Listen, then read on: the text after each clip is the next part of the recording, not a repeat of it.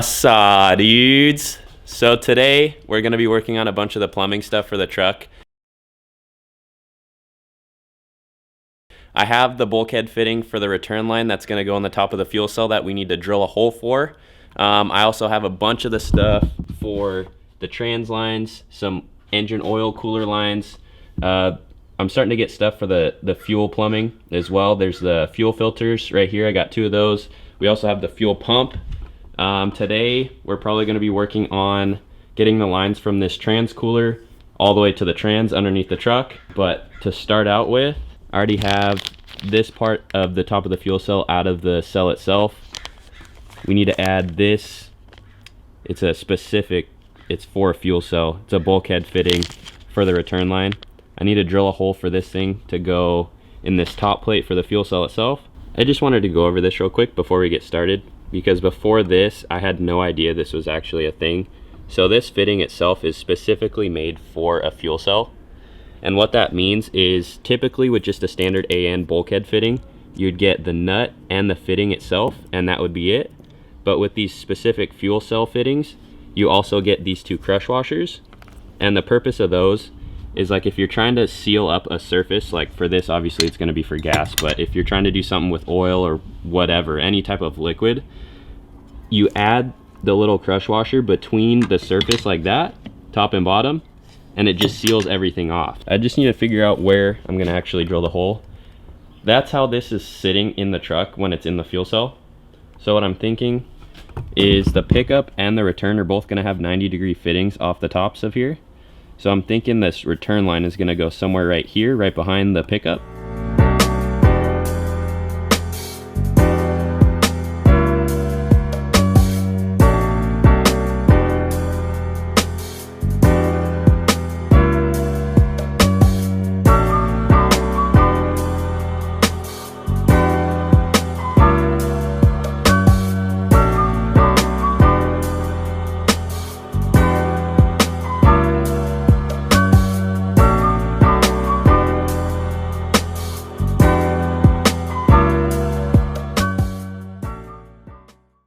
So, return line fitting is in the top plate for the fuel cell.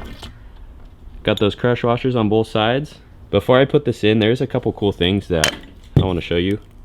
So, just in case of a rollover, the vent right here, this long tube, you can see it has a ball. It looks like a small ping pong ball inside of here. So let's say the truck is upside down. Obviously this is how it is when the truck's upright. The truck flips over. That ball goes to the bottom of this and seals off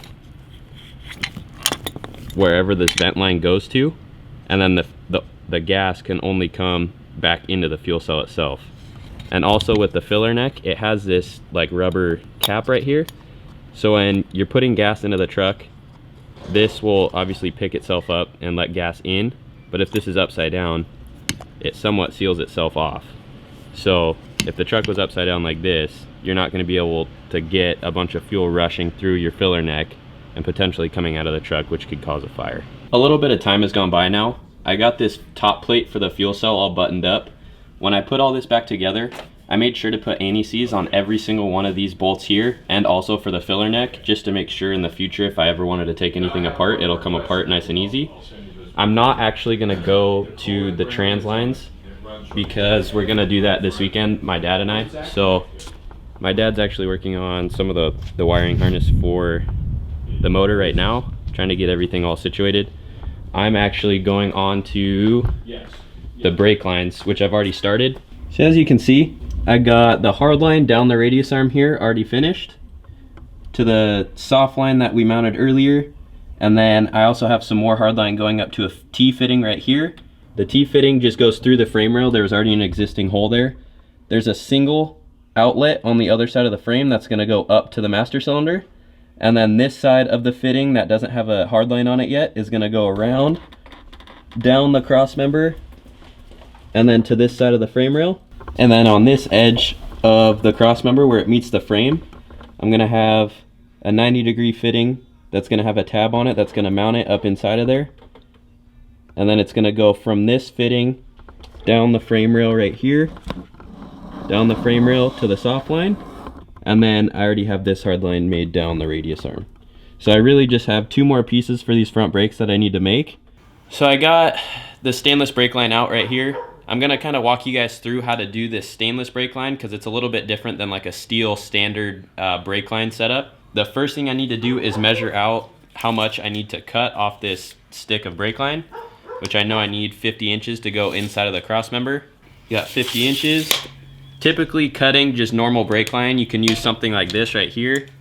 It's just like a pipe cutter. You can't use this on stainless line just because where you actually end up cutting it at, it makes that portion of the line harder. It like anneals it. So you can't use that. You have to use a hacksaw. So I'm gonna get this cut right now, and then we'll clean up the end and put a flare fitting on it.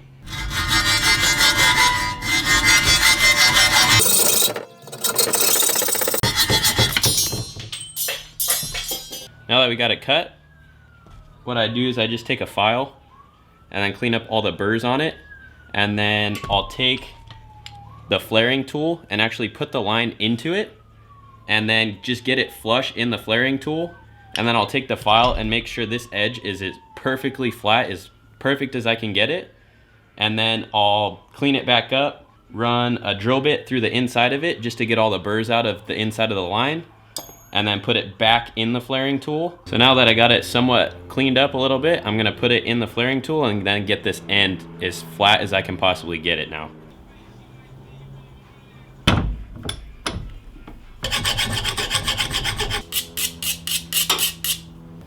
So now I have the line perfectly flat, well, as flat as I can get it.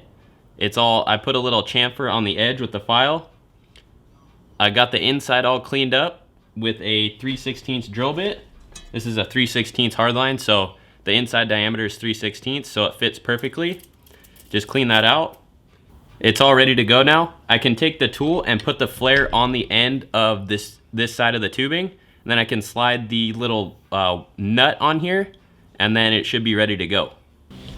So now, when I go to flare this line, when you put it, I'm using the rigid number 377 tool. It puts a 37-degree flare on the line itself, which you want a 37-degree flare for this stainless brake line with the AN fittings that I'm using. It's a -3 AN fitting. So to use the tool, if you've never done brake lines before, you put the line in. You want to get it flush with the top of this die. I like to get this extremely tight just so the line doesn't slip inside of the tool when you're flaring it. And then on this rigid tool, it has like a little clutch system in it. So when you're going down and you're tightening and making the flare on the line, it actually, when it gets to the correct depth and it knows exactly where how the flare is, it'll actually stop and it'll unleash the clutch, and then you know the flare is done. So you clamp this in there and it'll let go just like that. So now you see it just kind of spins freely in there. Now you can loosen it back up and you can see it has the perfect flare on the line. So now you just pull this out of here, and I'll show you what fittings I'm putting on the ends of this. This has the perfect flare on it. It's a 37-degree flare. And what you use on something like this is I'm doing all -3 fittings. So you need a tube clamp and a tube sleeve. So the tube sleeve is this right here. It basically just has a flare fitting on the end of it as well. It just doubles up the thickness on there. And then you also need the tube nut, which is just a -3. It threads onto a -3 like bulkhead fitting. So what you do, you slide your tube sleeve on first, slide it all the way down the tube so it sits just like that, and then you slide on your nut, and then the nut goes on and sits just like that. So you have your perfect 37-degree flare, you got your nut on there, your sleeve, everything just goes together. It's basically like a crush system, so when you tighten it down, it crushes everything together and makes a tight seal. So this side's ready to go. I need to put a couple more bends in this, actually a lot more bends in this to go across the cross member underneath the motor.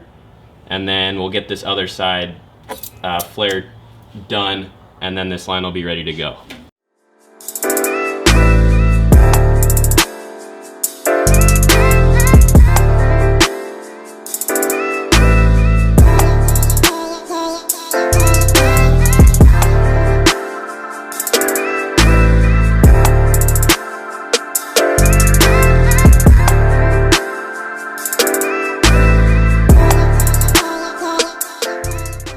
So I got the fitting all put on here. This line's all done now. This was probably going to be the hardest one that I thought I was going to have to do. It actually turned out being really easy. What I'm going to do down here, because this line is it does kind of move around a little bit. There's a hole in the frame right here that I'm going to use a little clamp to clamp this down so it doesn't move at all. But I'm glad that one's done. Now all I need to do for these front brakes is a line that goes from this 90-degree fitting here down the frame rail to the soft line, and just like that, front brakes are all plumbed. I just need to do the one line that goes from the T fitting right here up to the master cylinder, but I need to get a special fitting that goes into the master cylinder itself, so I'm still waiting on that. But for the most part, all this stuff's in, ready to go. Sah Dudes, it's a new day, and Christian and I actually moved on to doing the lines for the oil cooler. Here's our CBR oil cooler, which we mounted in a previous video, so if you're curious about how we did that in another video. Link will be in the description.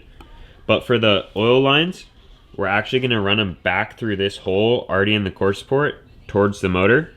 The plan is to have them come from that hole down there, come through and run alongside the motor through here all the way back. As far as what we're using to do this, we're using all Red Horse connectors, and we're using dash 10 for the oil cooler lines themselves.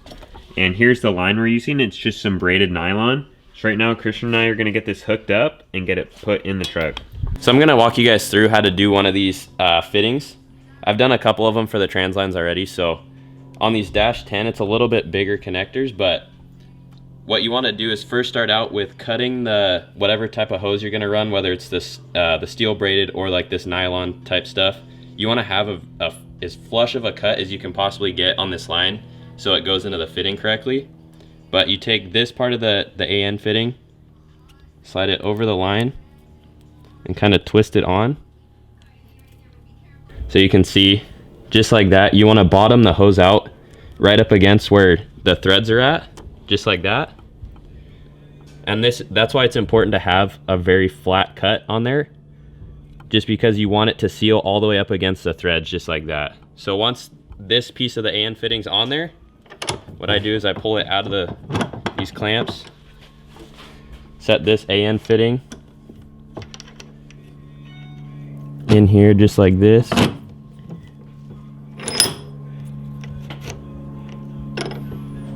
Have it stick up above the top of the jaws just a little bit. Get it in there pretty tight. I take the other, we're using a 90-degree fitting for this. So I take a little bit of grease.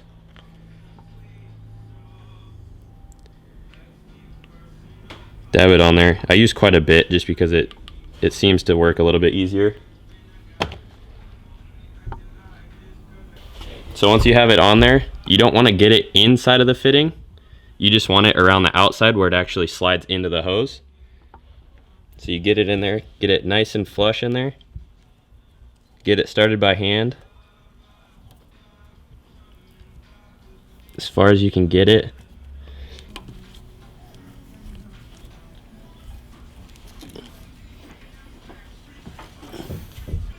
So there we go. You get the fitting down there.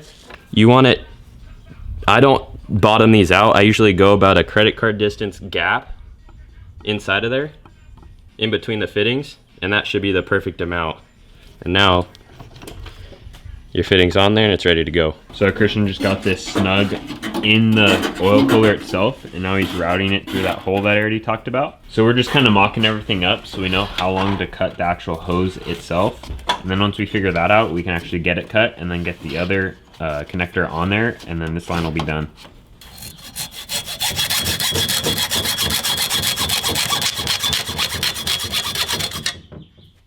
So as you can see, we got the outlet and inlet lines all ran to the cooler. They run up, over, onto the cross member, and then down to the port down there on the bottom of the motor. So those are all ready to go. I just need to zip tie these lines up in here nicely at some point once everything's painted and everything's going back together for good. So I know I've been jumping around quite a bit on all the plumbing for the truck. It's because I'll run into a roadblock with whatever I'm doing at the time, and I'll need a certain fitting or a certain part that I don't have, so I'll have to wait a day or two to get it. Today I'm going to be working on some of the brake plumbing from the hoon handle down to the rear end, and also getting the fuel pumps, or the fuel pump itself and the fuel filters, all that stuff set up so I can get it in the frame rail and figure out what lengths I need for hose for the fuel system. So let's get started with that.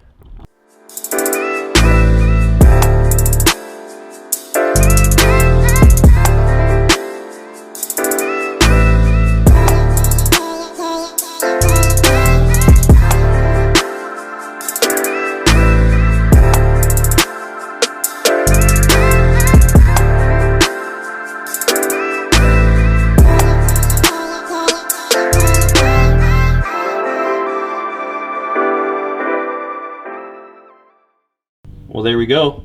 Hard lines all in the frame. Soft lines where it needs to be up to the upper link. Tabs in there for the bulkhead fitting. This is all finished now. I just need to do the hard lines on the housing itself on the back side up to the bulkhead fitting up here on the upper link. But I'm gonna do that in a couple minutes. I need to get the fuel pump and fuel filter set up in the frame rail up here. I just need to get that tacked in and then burn the little tabs in that I'm gonna be using, and I'll show you guys that right now. This is what I'm gonna be running for the fuel system. It's a Bosch 044 pump, and then 200 micron filters on each side of the pump. And then it's all held together with -8 AN fittings. The cool thing about these pumps is they come with different size AN fittings. I think it came with a -6, a -8, and a -10 fitting for each side, so it comes with a bunch of different options you can run. For this setup, I'm going to be running -8 on the pickup side and then -6 on the return line. So one side of this will obviously go to the fuel cell, and then the other side will go to the fuel rail itself. So I got to get this tacked into the frame rail. I'm using just like a 2.5 reservoir clamp for a shock, just to mount everything into the frame rail itself. I'm just going to burn these onto the frame rail on each one, and then it's just held on with hose clamps. I'm gonna get some heat shrink for these at some point and wrap the hose clamps so it looks a little bit nicer, but for now, just to get it mounted, just having it like this should be fine.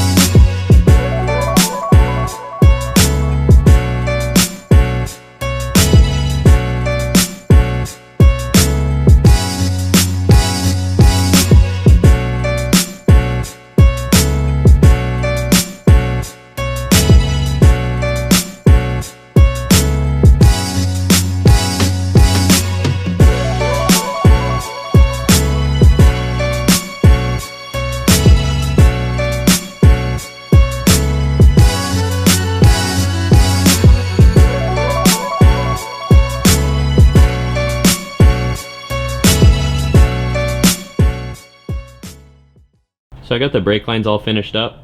Ideally, I wanted to do this bulkhead fitting that's in the side of the housing at the very top up here, and then have everything come up to the center. But the way this truck bumps out, the bottom of the fuel cell gets so close to the top of the axle that I couldn't run anything over the top of the upper links. So the next best thing is go to the gusset right here with the bulkhead fitting, and then all I need to do now is just add a soft line from the end of this bulkhead fitting up to the mount up here on the upper arm, and then we're all good to go. It took quite a bit of time to get all the brake lines to go exactly where I wanted them to. I've never plumbed a rear end like this before, so to get everything to line up with all the welds on the pumpkin and to get it to tuck to the truss on the back of the axle nicely, it definitely took a lot of time to get it the way I wanted, but I think it turned out pretty dang good. I think that's gonna do it for this video. We got quite a bit done. In the next video, I'm gonna be working on finishing up the fuel system, getting a little bit more done on the brake lines, and then I also have some more stuff to get put in the dash. As always, if you guys like what you're watching, make sure you like, comment, and subscribe, and I'll catch you in the next one.